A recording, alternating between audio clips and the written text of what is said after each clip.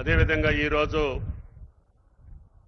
గ్రామాన అదేవిధంగా మండలాల్లో వారి పంట పొలాల్లో చేను గట్ల మీద ఉత్సాహవంతంగా ఆనందంగా గుండె నిండా భరోసాతోటి రేవంత్ అన్న గారు ఇచ్చినటువంటి భరోసాని గుండె నిండా నింపుకొని వ్యవసాయ పనుల్లో నిమగ్నమైనటువంటి తెలంగాణ రైతు సోదరీమణులందరికీ రాష్ట్ర ప్రభుత్వ పక్షాన వారందరికీ శుభాకాంక్షలు, ధన్యవాదాలు. దేశ చరిత్రలో ఏ ప్రభుత్వం కూడా సాహసోపేతమైనటువంటి నిర్ణయాలు చేసే శక్తి కానీ చేసినటువంటి దాఖలాలు కానీ మనకి ఈ సువిశాల భారతదేశంలో ఇంతవరకు మనం వినలా కనలా.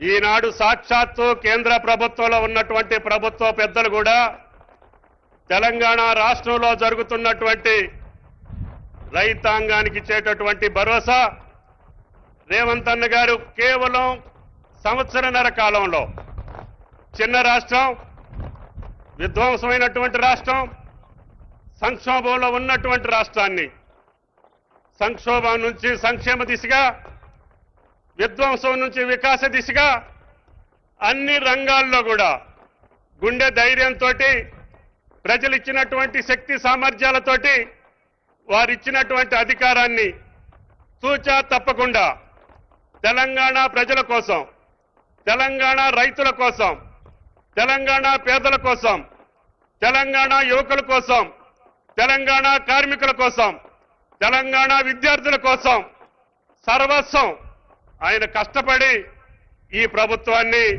ముందుకు తీసుకుపోవటంలో ఈనాడు అన్ని రాష్ట్రాల ప్రజలు, ప్రభుత్వ అధినేతలు కూడా మన పథకాలను చూసి ఇన్ని పథకాలు ఆ రాష్ట్రం ఏ రకంగా అమలు చేయగలుగుతుందో పరిశీలించండి అని చెప్పి పంపించే స్థితికి ఈనాడు భారతదేశంలో ఉన్నటువంటి మిగతా రాష్ట్ర ప్రభుత్వాలు తెలంగాణ వైపు చూస్తున్నాయి.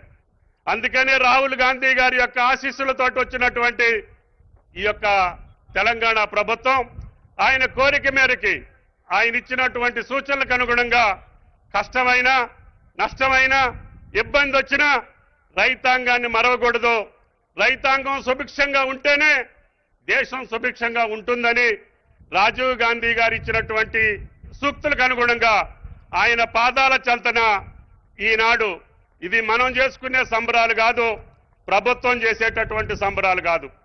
పొలాల్లో గట్ల మీద చేలల్లో రైతులు చేస్తా ఉంటే ఆ రైతు సంబరాల్లో భాగం పంచుకునేటట్టుగా అంట ఈ ప్రభుత్వ అధినేత రేవంత్ గారి ఆధ్వర్యంలో మేమందరం మీ ముందు నుంచున్నామని చెప్పి మీకు ఈ సందర్భంగా మనం చేస్తున్నాం. అందుకని ఈనాడు కొంతమంది కన్ను కొడుతూ ఉంది, కొంతమంది కడుపుప్పు పోతా ఉంది, కొంతమంది కళ్ళల్లో నుప్పులు పోసుకుంటున్నారు. ఎందుకో తెలియదు.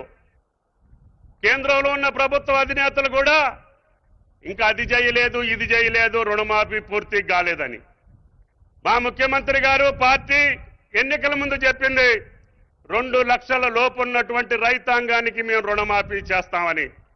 ఆయన మాట నిలబెట్టుకోవటం కోసం స్వాతంత్ర దినోత్సవం రోజున మేము 2 లక్షల లోపు ఉన్నటువంటి 25 లక్షల చిల్లర రైతులకి 21,000 కోట్లు వాళ్ళ ఖాతాల్లో జమ చేస్తే ఈ దేశాధినేతలకు అది పట్టదు.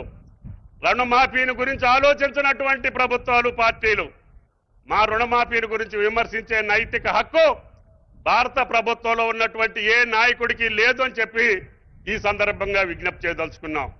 మీరు కూడా చేయండి. మేము 2 లక్షలు చేస్తే మీరు 4 లక్షలు చేయండి. మా రైతులు సంతోషిస్తారు, దేశంలో రైతులు సంతోషిస్తారు.